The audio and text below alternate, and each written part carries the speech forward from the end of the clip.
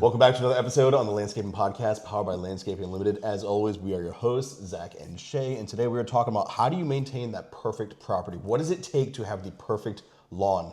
Shay and I are having a great discussion on this, and we're going to dive right into it because the answer might not be exactly what you think. And more than that, you might be wondering, like, do you really want, after listening to this podcast, do you want the perfect lawn? Or what does perfect look like for you? Because that answer might be a little different. Yeah.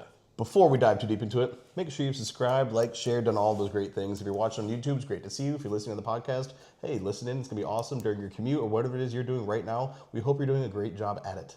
With all that said, Shay, the perfect lawn, that's what people are hitting you up for, right? Landscaping Unlimited, give me the perfect property. So I think perfect lawn is purely perspective. You know, everyone's going to have their idea of what the perfect lawn is. And my idea of what a perfect lawn is may be different than yours, maybe different than one of my customers, and maybe different than what their neighbor thinks. And I say that because for me, a perfect lawn would be all green concrete that I never have to mow and I never have to do anything in. And that's funny that I'm in the landscape business, that I would say that. With Grady riding around the lawn on the bike, that might be a very hard fall. Yeah, well, he wouldn't fall very much after that. That's how you learn. But no, I mean, all jokes aside, you know, you may not like working in your lawn, or you may not do a whole lot outside. You may spend a ton of time in your house, and so you want something that's just easy to maintain. And so really elegant flower beds and English gardens and all that stuff might not be the idea for you. Your neighbor may like to have beautiful cut flowers where they go out and harvest those and put on their table when they have family and friends over for dinner. And so that might be their thing. And they just ultimately love working in the garden. So for them, the perfect lawn would be high manicured, tons of work, you know, where they're going to be out in the yard every day. When it comes to how to maintain that, well, to maintain all of the bells and whistles and all of the T's and dotting the I's of everything that you have requires a ton of time. And so as the homeowner, if that's your property, you're going to have to spend a lot of time in it. And if you hire a landscaper to do all that work for you, just know that it comes at a cost. And so you also have to let your landscaper know that you want all of that, or else you're going to end up with something much less. Mm-hmm. I think people have been sold somewhat of a lie, or they've been marketed properly a lie. Yeah. And so I think marketing does a good job in pitching this picture perfect, always manicured, you don't have to worry about it. It's just always going to look perfect type of environment in their backyard, front yard, wherever around their home. And I think about it similar to like Photoshop and photography. People will talk about like, I want this perfect photo. And I will tell you right now, the photo people love the most is the candid moments where they're genuinely laughing. It's those moments where they're actually having a good time and they're smiling, they're enjoying the time with the kids, whatever it is they're doing. And those are the photos that bang way beyond any like the perfectly posed and structured photos, because people are actually seeing something that's real. Yeah. And I think if we were to put the picture perfect lawn of a nice property that's not perfectly manicured, but it's a healthy lawn, it's green, you know, the flowers are there, the plants are there. And this might be objective, you're right. But if you were to put that next to like a perfect, you know, quote unquote, golf course manicured lawn, Yeah. I do think people would love the one that could actually see themselves in, as opposed to being afraid to walk on. Yeah. And so when we talk about perfect, I do think there's an element here of people are sold a look, as opposed to like, well, what do you really want? You want something you can enjoy, not something that stresses you out. Yeah. And so like you said, it's going to depend on the person, how much time they're willing to commit, how much money they're willing to commit, but also like just this image of like, well, what is it that you want, or what is it you've been told to want? So we always preach to design or install the lawn or the landscape that you're going to use based off of how you're going to use the property. So, I mean, yeah, we could design you the Southern Living's magazine cover and give you something that is photo worthy for every golf course in America. But if you're not going to use the lawn in a way that coordinates with the way the lawn is designed, then obviously it's useless to you. And it may look perfect in the picture, but it may not be perfect for you because you're scared to go out there and mess anything up, or play catch with your kids, or kick a soccer ball around because it's going to go into the bushes or whatnot, or have that nice fancy English garden that is pretty to look at, but you can't do any activities with your kids in it because it's not conducive to the environment that you have created with your family. However, I also think that, you know, it's purely to what you want. And so if you want that beautiful golf course lawn with zero weeds, perfectly trimmed Bermuda, perfectly edged driveway with the perfectly edged flower beds every time the maintenance crew goes out there, then certainly that is something that our company provides, and tons of other landscape companies, across the nation provide. And that service is certainly out there and can be done. However, you also have to be aware that, it comes at a cost to do that, because to have it perfect all the time means that the maintenance is going to be through the roof. The fertilizations, the weed programs, the potash applications, the aerations, the top dressings, all of that stuff is going to have to be, manicured for just the grass. We haven't even got into the flower beds, all the trimmings and the flower and bloom times. And it's particularly if you're designing the landscapes around multiple bloom times, which plants bloom, 2 or 3 times a year, which ones hold the blooms longest when they drop the buds, cleaning those out of the flower beds, your mulch applications, your pine straw applications, your rock installations, in your flower beds if you want that, where your gutter's going, all this stuff can tie in and give you the perfect lawn, but it also comes with a lot of maintenance. Mm-hmm. And as landscapers, we charge for our services. So for us to maintain all of that to a T, we need to be there every day. And I'm certain that, most customers don't want you there every day. So, you're there once a week, you're doing weekly visits, and you're keeping everything in check. However, there's always something that isn't going to quite be done to keep it perfect. And so once a month or once a quarter, you're going to have to come back and pay another visit to catch up all the little things that get a little out of whack that you can't do during a normal mowing cycle. On larger HOA properties, under contract, it's a little different the way those contracts work. A lot of times you can catch all that stuff up and you just go do it and make sure that they're all perfectly manicured. I always use this example. It's a customer's house in a community we worked in for many years, and it's the prettiest lawn in the neighborhood, and not a single landscaper touches it. And it's the homeowner that maintains it. They love cut flowers, they love bulbs, and their lawn is beautiful. They have a gorgeous Myers zoysia lawn. They do all their chemical program. They do their own aerating, and it's beautiful. But there's not a day you drive by they're not out there, unless it's pouring down rain. They're always working in their lawn, so it's always beautiful because they're there 100% of the time. They live there. So if something happens in the lawn, they start seeing it discolor, they start seeing a fungus, they're on it. Mm-hmm. Which goes to the landscaper. If you want a perfect lawn, you have to have good communication with your landscaper.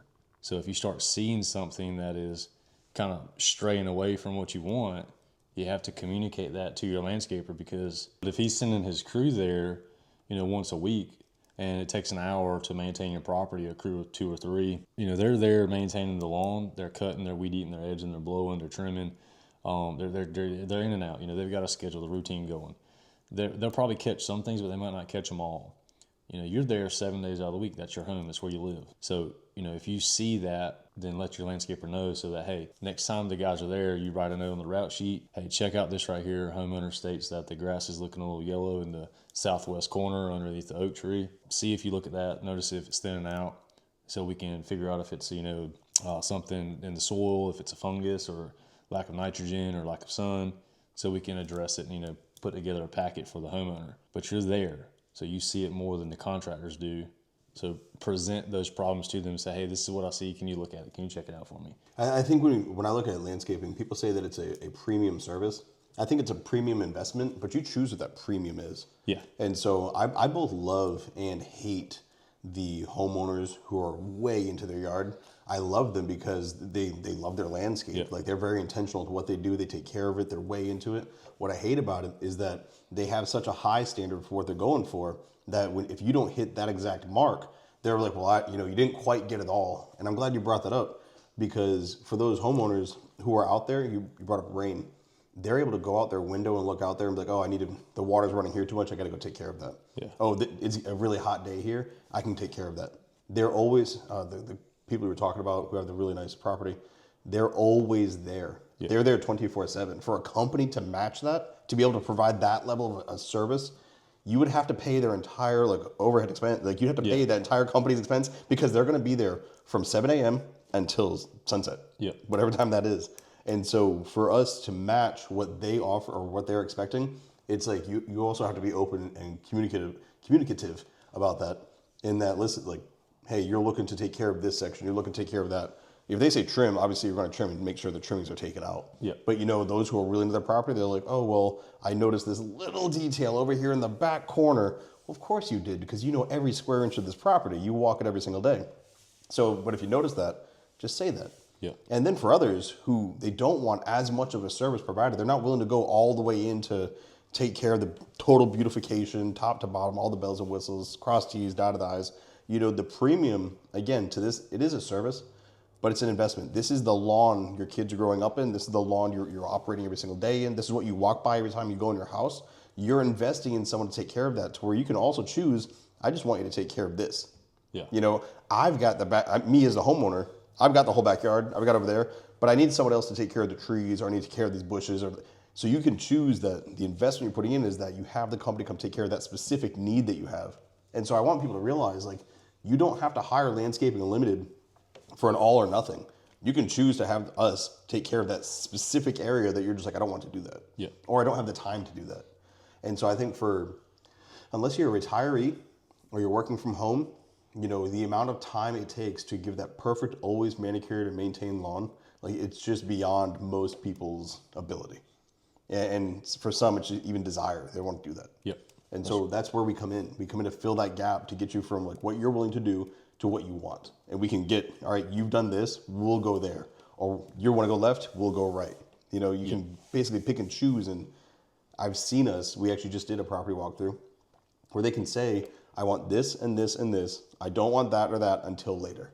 Yep. Later, I want that and that. And so we set up a custom plan for each of for each of the clients. And that's something that I'm really hoping people understand is you choose what it is you want done and maintained and taken care of. And if it's just a small amount, cool, we'll have our guys do a small amount. If it's everything, we'll do that too. But it really comes down to the time and the money you're willing to put into this. Yeah. I think another note to take away is, you may have this idea of perfect in your head, and that's what you want. And so you call the landscapers up, you say, hey, come out here, I want the English garden. And the landscaper shows up and he's like, you want the English garden in your backyard? And you say yes, and they go, okay, cool, we plant the English garden. The problem is sometimes as landscapers, we're okay with just getting the work that we forget to tell the customer, hey, this is gonna be a lot of upkeep for you. Yeah. So yeah, we can do the English garden, and that was actually the easy part. The upkeep of the English garden is going to be more than what you probably are expecting. So, you have to really build that relationship with that customer to begin with and explain to them, we'll build you what you want. But I also want to go through all of the maintenance that's going to be required on this particular landscape design, because I want to make sure you understand that it may look good when we leave, but in 2 years from now, if you don't maintain it, you're going to be calling us back to tear it all out. And so we want to make sure that your money is invested in something that's going to be how you use it, and make sure that you are aware of the expense for maintaining that. Time and time again, people will want all these gigantic flower beds and tons of plants, and they neglect that they all grow and they get large and they outgrow the space that they want them in, and that their trimming is 2-3 times a year on some of these plants because they just grow like wildfires. Lord pedlums are one that they love to grow, and so people plant them right in front of their windows. They look beautiful, and then 2 months later they're covering the entire window. It's a lot of maintenance. Whereas if you spend time with your landscaper and you really pick out those plans and you design around based off of what the customer wants, not just what they visually want, but their maintenance schedule. How much time are they going to put into it, or how much money do they have to pay you to do it? And sometimes it's good to not sell them everything, because you're going to build a relationship where they know that you're looking out for the best interest of them, instead of how can I fatten my wallet to do the most I can right now and then leave. One of the things, thinking about that, if I gave you $1 million, I'd want you to turn that $1 million into 2, 3, 4, 5 million. Yeah. I'd want you to take that money and have it grow. If I gave you $1 million knowing that you couldn't manage it and then it turned to like zero, I failed you because I gave you something you couldn't take care of. And with landscaping, the moment we plant or install anything, that is the lowest of a return on investment you're going to have on that. Because whether it's grass or trees or anything, the longer you have it, the better it is. And so when you invest in that in your property, your grass is going to be healthier the longer you take care of it and have it, deeper roots. It's going to be looking beautiful for years. the tree that you plant, as it grows, and if you maintain it, it's going to be the most beautiful. It's going to increase the value of your property. It's going to increase the value of the item itself. And so when we try to give it to them, I was just thinking how if you give the right amount to the person who the length they're willing to go to maintain it, they're going to be able to take that $1 million. They're going to take that plant, that landscape that we provide, and they're going to be able to turn that into something that compounds year after year. It gets better and better and better because they're willing to take care of it because it's what they needed and what they wanted for where it is they are trying to go. And everybody's financial plan is going to be different based on their needs. Same thing with landscapes. So this investment, like I said, when we first leave there the very first time, that's the lowest point. From there, as long as it's taken care of, it's going to increase in value and your property is going to look better and better year after year. And again, for some, that might be a semi-annual chemical program. All they need is just twice a year, maybe 3 times a year, having a Q come out, look at the property, like, hey, we're going to take care of this, we're going to treat this, and he's going to track it and watch it. And he's got to come back that one more time because he noticed we're trending the right direction, the wrong direction, we got to course correct. So looking at that, we have a few visits a year to somebody who's like, hey, I need you weekly. Yep. Or, monthly. Yep. I would say more often than not, you're looking at like a every other week type situation, depending on the growing season. But I mean, you set the schedule. And so it's basically, what is your financial program, or I guess our landscaping program here? What does that look like? We're going to give you that, catered to you, kind of like a financial planner would, to that specific need. And so looking at that, I just think that when you're talking about the English garden, I was thinking of the lady, the property on the corner, where she knew she was like par to par with you. Like she knew that's someone who will do well with that because she knows exactly what she wants. You gave that to me, dude. It would either die or be overgrown because I'm not doing that. Yeah, I mean, and so it wouldn't work for me. Yeah, that was actually a good conversation with her because she's got a list of plants, and it's not often as a landscaper you show up and someone starts talking about all the plants they want. She had clippings, and you're going for pictures. Man, this will be a fun project because these are really plants that are hard to sell to somebody because they're a little bit unique. There's sometimes more maintenance involved. It's a lot of bulbs that you'll plant, and you'll plant in the spring or you'll plant some in the fall, and then you won't see them for 6 months. And it's like, all right, cool. She gets that. She understands it. So therefore, we're not worried about the maintenance of this stuff because if she wasn't prepared for it, she wouldn't even have brought this up. And we're not setting her up for failure. Yeah, and we know that. Yeah. However, if someone has no clue to anything, landscaping wise, and it's like, you ask them like, well, what kind of plants do you like? I don't know. What's some names of some? It's like, all right, cool. You need to educate that customer as much as you can on everything and find out how much they like working outside. Because if they don't like working outside, don't sell them Lord Petalums, don't sell them Elaeagnus, don't sell them wax myrtles unless they're for a hedge in the woods. Sell them the low maintenance, easy to maintain, hard to kill, deer resistant, not deer proof. Check the video. That one on that. So, you sell them the easiest stuff to take care of, hardest to kill. And that's because you already know they have no experience, which means they don't know what they're looking at. And so you need to educate them as much as you can at the time you sell to give them their perfect lawn. To revert all back to perfect and how perfect might not be what you think. If you want that golf course magazine, any landscaper can give that to you. If you realize you're never going to use your lawn and you don't have the funds to keep it maintained at that level, then perfect lawn for you may be, less flower beds. The grass that is cut weekly, but you've got some weeds in it. It's okay to have weeds in your lawn. There's nothing wrong with having a few weeds. Certainly if you desire weed-free, perfect perfect Tiff Tough Bermuda or a Tiffway Centipede or 419 Bermuda or Celebration or Myers Zoysia or anything like that, El Toro or something like that, beautiful grass, then certainly you're probably going to want weed-free. But if you just want green, just remember when you cut the weeds, they all look the same. And it's all the same height. So if you've got a weekly schedule and you're mowing your lawn and when the lawn guy leaves, you're happy with it, then hey, that may be perfect. But if you want to see weed-free, then just know you're going to pay for it, or either you're going to be spending a lot of time working in your lawn.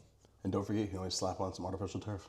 Yeah, that's right. Just wipe it all out. Yep. I was thinking about what my perfect property would be, and it's like a long driveway, nothing but woods, and then there's like a 1/4 acre of grass like right around the house, and then like 10 acres of just woods. Yeah, I'd like to have about minimal maintenance, but I still get a little bit. A 20 by 10 of grass, and that's it. Very happy, easy day. All right, that's awesome. On the perfect lawn, you said yours was green concrete, mine's middle of the woods. We'd love to hear yours. What would the perfect lawn be for you? Drop the comment below. We're looking forward to having that discussion because I have a theory as to what I think people are going to choose, but we'll see. I'm not going to try to influence anybody either way, but I do have an opinion as to what people think they want versus what they actually want, and I want to hear what you actually want your lawn to look like or be used for. Appreciate you guys tuning in. It's been an awesome episode on the Landscaping Podcast.